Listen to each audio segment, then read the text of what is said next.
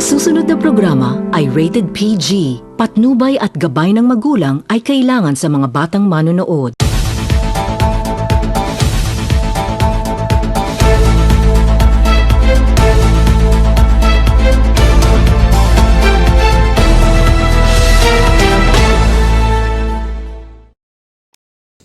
Dakbayan sa Oroqueta, Misamis Occidental, maayong adlaw. This time, aniyata karon na himutang sa Oroqueta Fish and Shellfish Sanctuary. Din atong gibisitahan ang maong sanctuary ug atong hinabion karon si Sir Noel Piola, ang supervising agriculturist sa atong CAFO, dayon division chief ni siya sa Agri Business and Fisheries Division. Then kining sanctuary mao ni ang special project nga mao iyahang gidumala o karong higayuna ang ato ang fish and shellfish sanctuary ana sa 23 or more years na gikan sa iyahang pagmuntar sa maong sanctuary. Ug disay mato siyang mahinabi ato siyang hinabion update aning sanctuary, aning mga illegal fishing or unsa pa ang ato ang mapangutana kaniya aron usab ang dakbayan sa Oroqueta mahatagan sa update kalabot sa sitwasyon or status karon sa ato ang sanctuary. So this time before nato siya mapangutana ni ana ato daan siya tagaan og higayon para usab makatimbaya siya sa katawhan sa dakbayan sa Oroqueta. Sir, good morning. Good morning, Ma'am Joanne.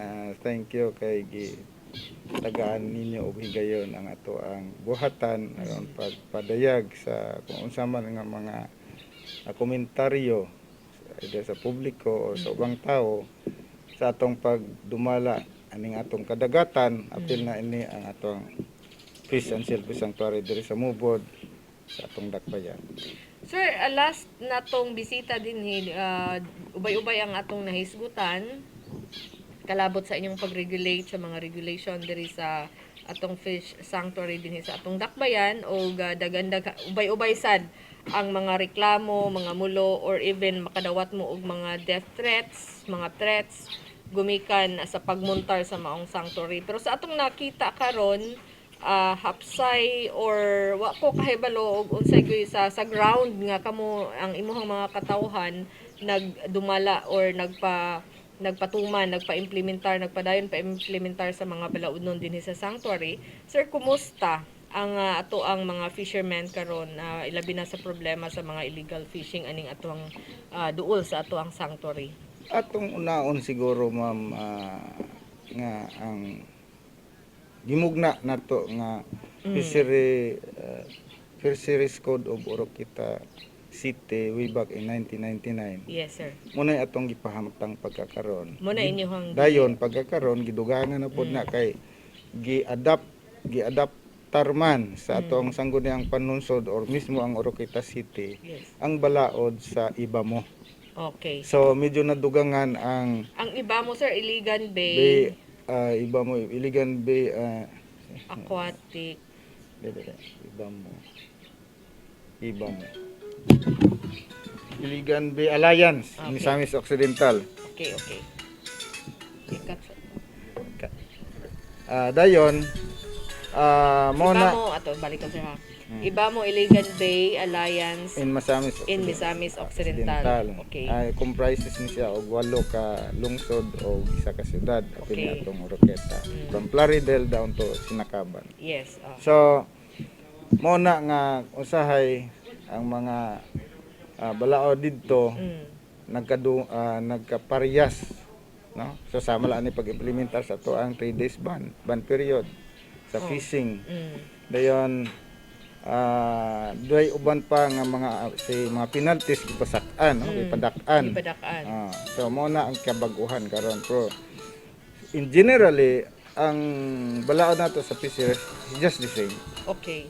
Kato lang gamay. Manay gamay lang ang mga siguro mga changes sa mga penalties and siguro pagkapriso tingali ana. No? Okay. Ang mga penalty ang moral dayon outro. Kay alliance man, so dunay grupo ang maong alliance nga pwede ka patrolya gikan sa tanan kanang Gikan Plaridel paingon sa Sinakaban. Cover sa iba mo, Kay katong nasulod tapos sa iba mo. doon na po tayo representation doon na tayo representative. Mm. So matter of joint venture Mm. sa maong mga LGUs, Mm. walo ka LGUs. And doon ay mga activities nga ginahimo ang iba mo matag tuig, apil niini ang Oroqueta. So mo na mga kabaguhan. Unsa may kasagaran activity sir nga Say kanang determinar or assessment sa ato ang kadagatan aning dapita, including na kanang mga corals, mga seagrasses, okay. mangrove areas tanan. Apil na siguro ang implementation of fishery laws, rules and regulations. kumusta ang response sa mga fishermen diri sa ato ang ana nga mga bag-o nga mga changes sir kay naanad naman sila sa unang wala na nga penalty. Pananglitan lang karon sa mga color coding kay each LGUs was assigned no sa iyang color sa mga bangka nga ginagamit sa atong mga sustenance fishermen. Kay pananglitan diri sa ato ang dakbayan sa Oroqueta, ang gi-assign sa atong color dinhi is blue. So sa to pa kung naay tagalaing lungsod ma-identify na nimo siya nga dili taga Oroqueta through sa color sa ilang through bangka. color coding no. Okay. Kay pananglitan karon ang lupisay na green, Then blue ang Oroqueta. So mo na nga ang atong buhatan sa City Agriculture and Fisheries Office naghatag og libre nga pintal sa mga bangka. mananagat. Okay. So nagsugod ta atong last year and most possibly siguro mura og makaingon mi nga more than 80% na sa atong mga baruto din sa Oroqueta na pintalan og blue sa ibabaw nga bahen no sa ilang bangka. Doon na pay nabilin dayon amo silang gihangyo nga ug mahimo dili nila palapason karong bulana kay ato naman na silang gipang sultian kay puhon kung dili gid sila mo tuo sa amo ang hangyo nila basin unya og magreklamo na pod nga gipahamtangan nato sila sa maong balaod. Sir, ang maka-receive sa libre nga pintal katura pong bangka nga nagpa-registered. Of course. Okay, og magpa-registered sila dito na automatic tagaan sa ninyo sa And meaning ang wala nakapintal wala na sila nang rehistro. Dako ang posibilidad nga wala marehistro dan ikaduha dili membro anang sa matag coastal barangay nato na may mga fishermen's organization no. Okay. So kay ang atong gipamaagi pasabbitar ang mga presidente nato sa mga mananagat kinsa ilang mga membro kay aron mabana-bana nato kung pila ka ang quantity sa pintal nga atong ikahatag nila. So ang presidente na nila mo bahin-bahin sa pintal nga ilang gamiton. Sila na mismo magpintal silang baruto. Okay, kumusta sad ang inyong pag-monitor sir? Sukad nga nahatagan sila og color naabay nagihapoy wala nagdala sa inyong color nga balikon ako ang among bana-bana mga 80 ngadto sa 85% na ang nagpintal. Doon na pay nagpabilin. So mao la gani na nga balikon nako nga hinaot unta nga dili sila pa sobra og karong bulana. Okay. Kay gitagaan na nato sila og dugay-dugay na pud nga higayon. No? Aron nga maka pintal sila silang baruto. Anyway, libre man pud ang pintal, di ba? Mater kugi ra man na. Dayon pila ra goy bayro nun kung mo parehistro sila. Perting gamaya ra man. Then actually kung ang pagparehistro nila na ma-appeal sila sa RSBSA, appeal sila nga bona fide nga fisherman sila kung unsay mga kaayuhan sa government nga ikatunol nila, madali dayon nila madawat. Kasagaran sir atong madungog sa mga fisherman nag-react sa mga nganong gikinahanglan gud silang iparehistro every year nga dili daw sila pila daay gyud ang amount nga makarehistro sila kay murag dako kayo sa ilahang hunahuna ba nga murag dako kayo kawad-an sa ilaha kun magparehistro sila. Ang normal nga registration nato sa atong baruto is only 240 a year. Okay. Karon butang man nimo na mao na imong gigamit sa imong livelihood no. Gamay ra po. Ato lang i-compare. Ug doon na kay single nga motor, pilay bayro nun nimo parehistro ka?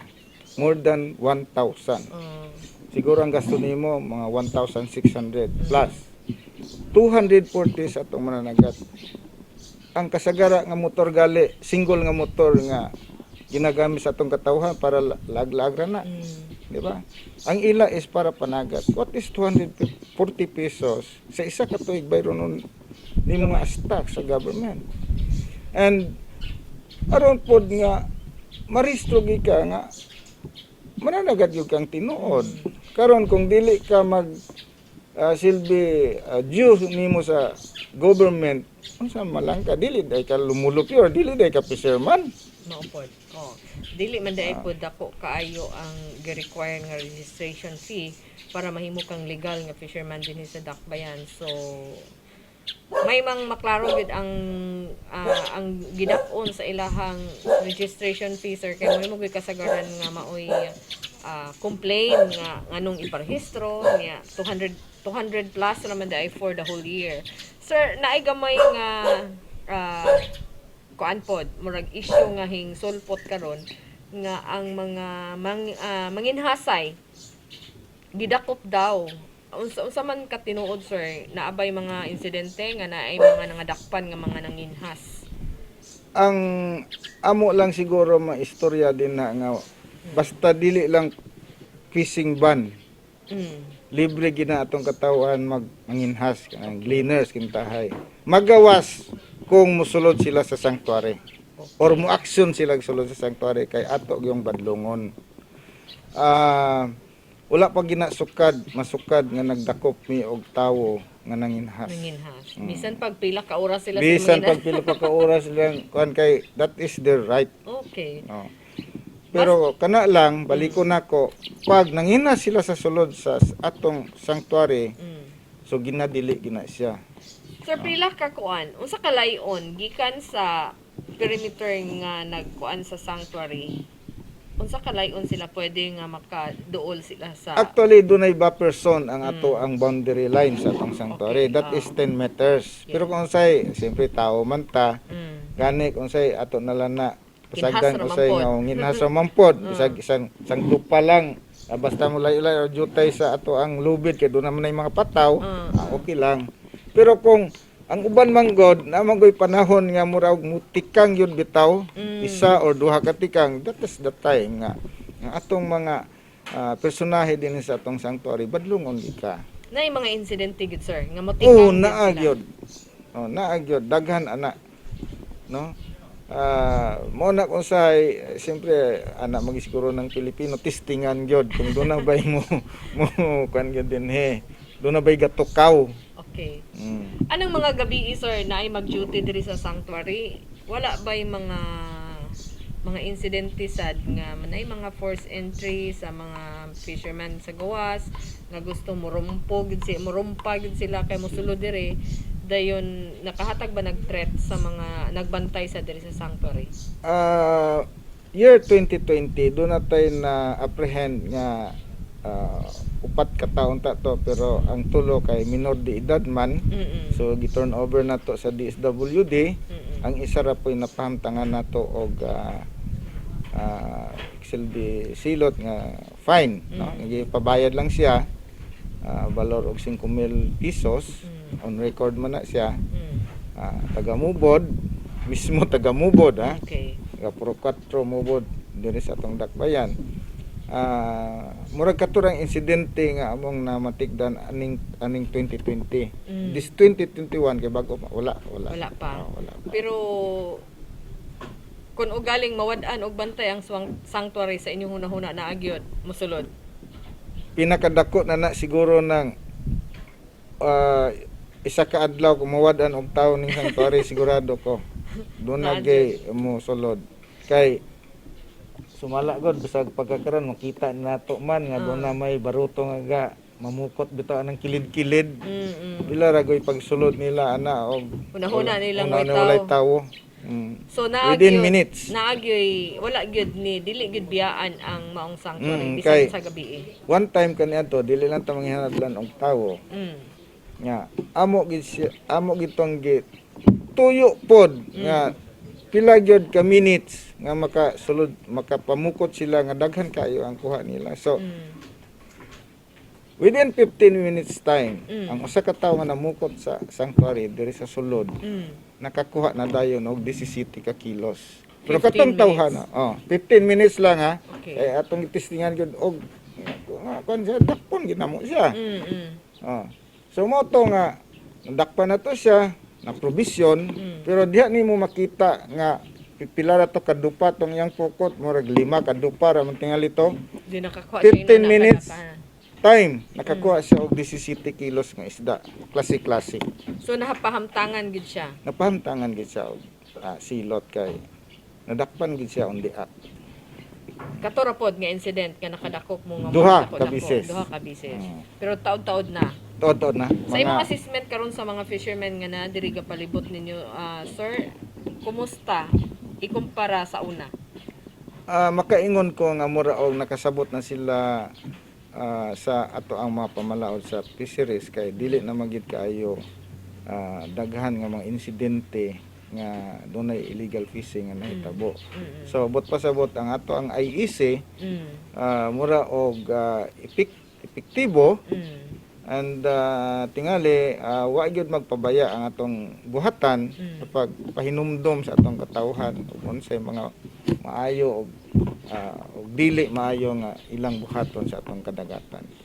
Sir, atong ibalik pangutana, pila ka adlaw sa isa ka bulan ang fishing kanang ban period sa pagpanagat? Tulo. Wala man tino nga adlaw pero kada bulan tulo na kadlaw ang ato lang bantayan nga one day after sa new moon. Okay.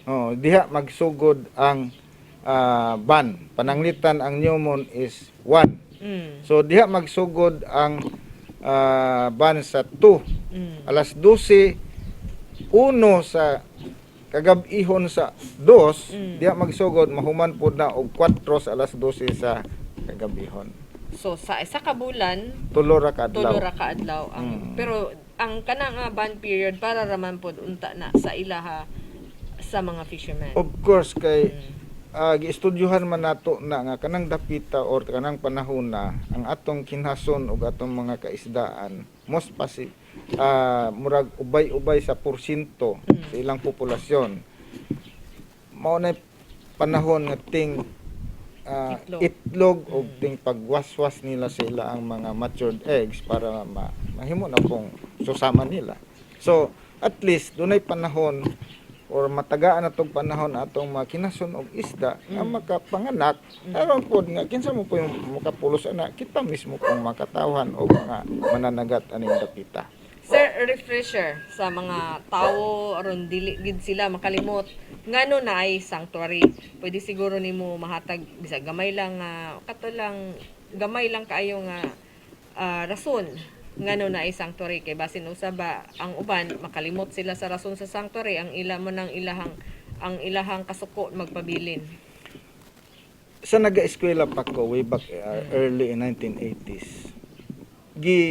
Kuana na siya dunay visionary nga author sa ka libro sa fisheries nga dapat nga magahin gyud ang usa ka dapit nga himuong murag protected area aron nga ang atong kinasun og mga klase-klase nga isda maka didto ang ilang refuge ug didto pod sila mga anak aron nga makasustener sa ila ang sa mga fry requirement anang dapita. So nagsugod na ang istorya karon mga 80s no, late 80s.